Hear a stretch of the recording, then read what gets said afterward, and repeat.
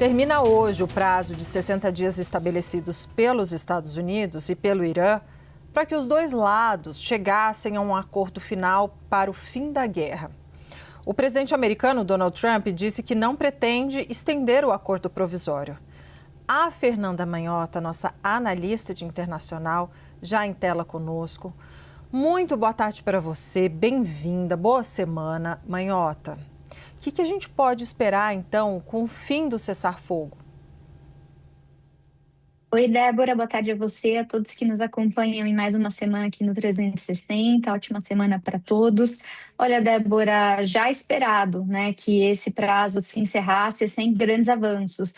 A gente sempre costuma dizer que a diferença entre um acordo e um memorando de entendimento é justamente o grau de sofisticação do compromisso, e é o que já se vislumbrava desde o início das negociações, né? Hoje a gente fala não só de um risco eventual de retomada da violência, que de fato existe nesse horizonte, mas do processo político entrar mais uma vez na lógica circular que tem marcado toda essa tentativa diplomática desde o início, né? Basicamente, eu estou me referindo àquela ideia de que cada lado exige que o outro lado dê o primeiro passo.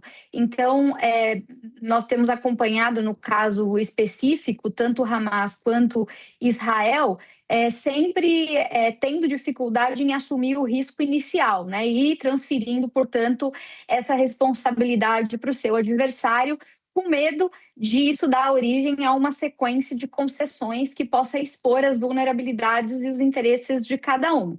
A gente sabe que, do lado israelense, o interesse primordial tem sido, desde sempre, a exigência do desarmamento, né, por parte do Hamas. Então, Netanyahu mesmo tem sustentado que não vai promover nenhuma retirada significativa, nem vai iniciar a reconstrução se não houver esse processo de desarmamento completo do grupo Hamas. Agora, o Hamas, evidentemente, trabalha com a lógica invertida disso. Diz que não vai aceitar uma rota de desarmamento qualquer que seja, sem que isso esteja condicionado à implementação de cessação de ataques, retirada israelense e, obviamente, as garantias de reconstrução.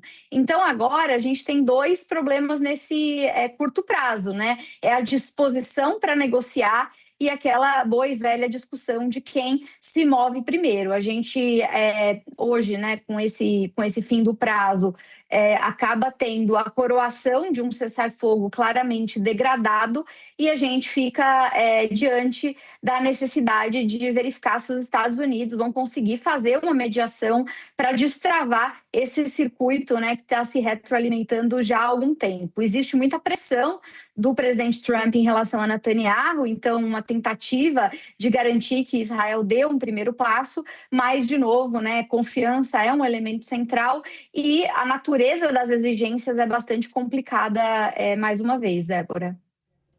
Tudo muito frágil, né, Fernanda Manhota? Você vem alertando para isso há muito tempo, acho que desde o começo desse cessar-fogo.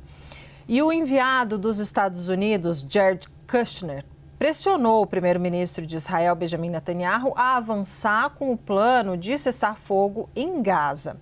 Manhota, aí eu queria entender, né? O fato de o Hamas ter sinalizado disposição para se desarmar poderia ser interpretado como uma estratégia, e aí eu digo, considerando que o grupo teria conhecimento de que Israel dificilmente aceitaria determinadas condições, e aí diz, quem não quer são eles.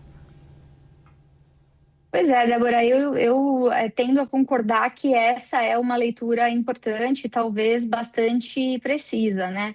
É claro que a gente tem evitado tratar esse tipo de negociação no limite do binário, quer dizer, não se pode dizer que seja simplesmente um blefe, até porque durante esse processo de negociação existe sim uma mudança relevante, quer dizer, até outro dia, a discussão de desarmamento era uma linha vermelha indisponível, né? Intransponível, desculpe.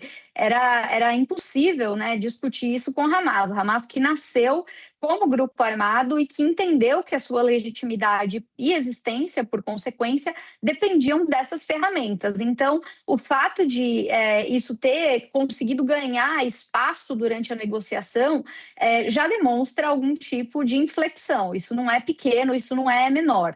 Agora, ao dizer, né, que eles aceitam se desarmar desde que Israel cumpra a sua parte, não se deixa também de colocar no horizonte essa transferência para Israel desse ônus da recusa, né? Como você bem disse. Então, no final das contas, não deixa de ser uma estratégia, porque o Hamas sempre vai poder dizer que eles fizeram uma concessão, mas que Israel não aceita esse pacote. Então, muita gente, sim, tem visto, inclusive nos Estados Unidos, entre os mediadores, esse processo do Hamas, menos como uma disposição efetiva de cumprir como prometido, mas como uma tentativa de testar mesmo a disposição israelense e elevar a pressão, né, dos norte-americanos em relação ao primeiro-ministro Netanyahu. Então, a gente está falando aqui, né, não só de garantir os melhores termos dessa barganha, mas também, em alguma medida, de sobrevivência política. O Hamas sobreviveu politicamente até hoje, justamente se valendo desse tipo de mecanismo. Então, a observar aqui